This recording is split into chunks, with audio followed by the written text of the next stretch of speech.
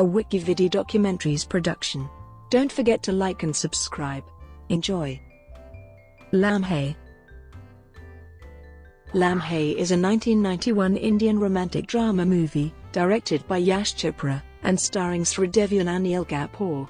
The screenplay was written by Irani and Rahi Masoom Raza. It was inspired by the 1986 film Anokha Rishta, which was also written by Masoom Raza. Lamhe was shot in 2 schedules in Rajasthan and London. Over the years, it has been hailed as a classic and possibly Yash Chopra's finest film. Sridevi received widespread acclaim for her performance in the film and won the Filmfare Award for Best Actress. Although a commercial failure in India, it became a success in the UK. Lamhe went on to win several awards and features in Outlook magazine's list of Bollywood's best films. It has been cited as Yash Chopra's personal favourite of the movies he has done. This was one of the last films that Masoom Raza scripted. He died a couple of months after its release. On the occasion of the Centenary of Indian Cinema in 2013, Lamhe featured among the top 10 romantic movies of 100 years. Plot: Virendra, Viren, Pratap Singh travels to Rajasthan with his governess, affectionately called Dijan. He meets the beautiful Pallavi and falls in love with her. However, she is older than him, though this does not bother Viren. During a property dispute in a court case, Pallavi's father dies of a heart attack. She is shattered and goes into isolation. At the wake, Viren goes to console her. When she runs past him, towards Siddharth, the man she loves, Viren is heartbroken, but, to fulfill Pallavi's father's dying wish, he arranges the wedding between Siddharth and Pallavi. Allowing Pallavi to live her life happily, Viren leaves for London. 1 year into the marriage, Siddharth and Pallavi are killed in an accident. She was pregnant at the time and gives birth to a daughter. The girl is named Pooja and is raised by Dijan. Viren's childhood friend, Prem, is aware that Viren's heart still pines for Pallavi. Over the course of time, and with much persuasion, Viren slowly hops back into reality. His friend Anita falls for him. She knows about Viren's love for Pallavi and constantly tries to gain his attention. Viren visits Rajasthan once every year, for Pallavi's death anniversary, and buys gifts for the young Pooja.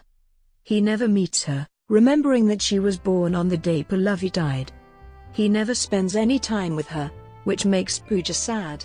A few years later, Viren returns from London and meets the grown-up Pooja for the first time. He is shocked to see that she looks exactly like her mother. Pooja and Dijan come to London for vacation, and there Anita discovers that Pooja is the image of Pallavi. This upsets her as she is afraid that Viren will eventually fall for Pooja. Pooja develops feelings for Viren, whom she lovingly calls Kanaji. Prem also likes Pooja and understands that Pooja loves Viren. Though he likes the alliance, he is skeptical since Viren is living in the past. Later, Anita realizes that Viren is over Pallavi and has fallen for Pooja.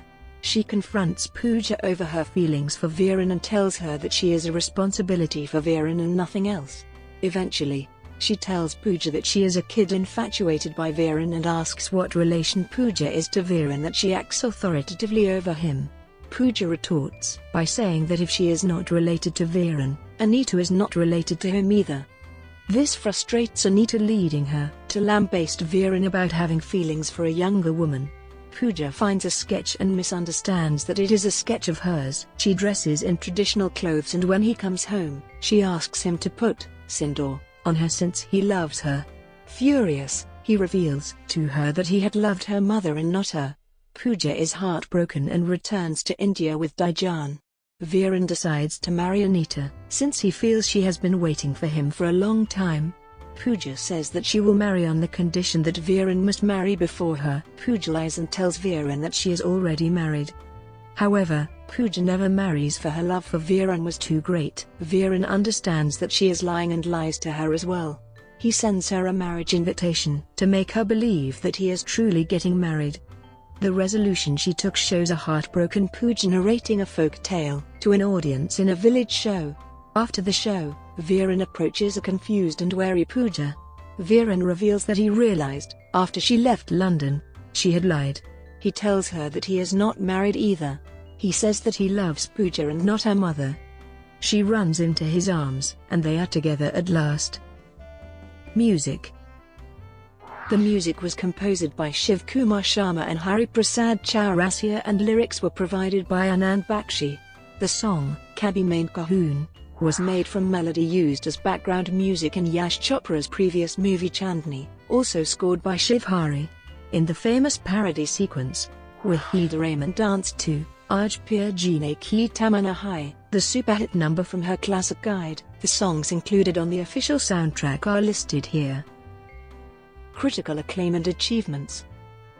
Lamhe is one of the few films that picked up the Filmfare Award for Best Movie despite its lackluster business. Lamhe is also one of the biggest Bollywood hits in the overseas market and video circuit. Sridevi won much acclaim for her double role as mother and daughter, winning the Filmfare Best Actress Award among others. It finds a place in the Times Movie Guide's Top 100 Indian Films.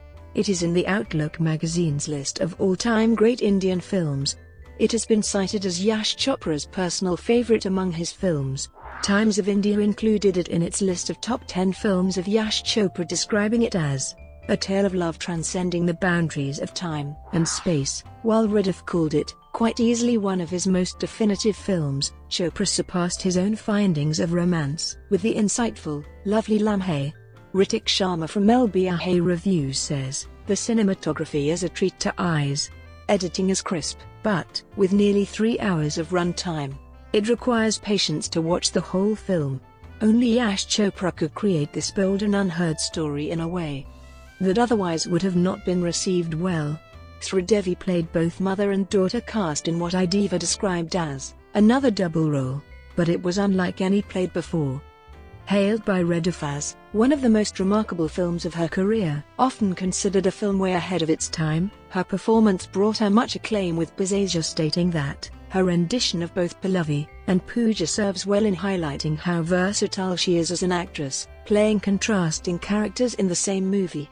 Speaking to Karan Johar about the making of Lamhe, Yash Chopra revealed, when 90% of the London schedule was over, tragedy happened. Sridevi's father died. She came back after 16 days and had to shoot a comedy scene.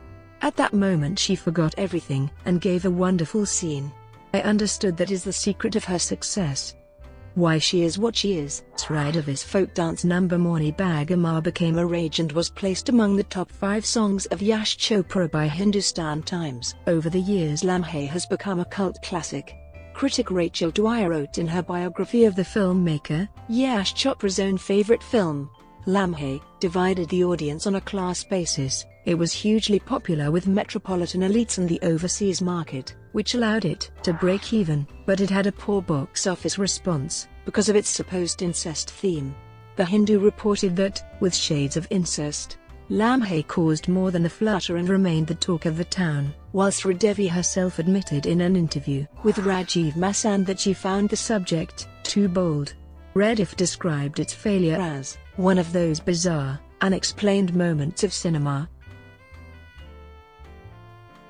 Brought to you by WikiVidi Documentaries. Would you like to know more?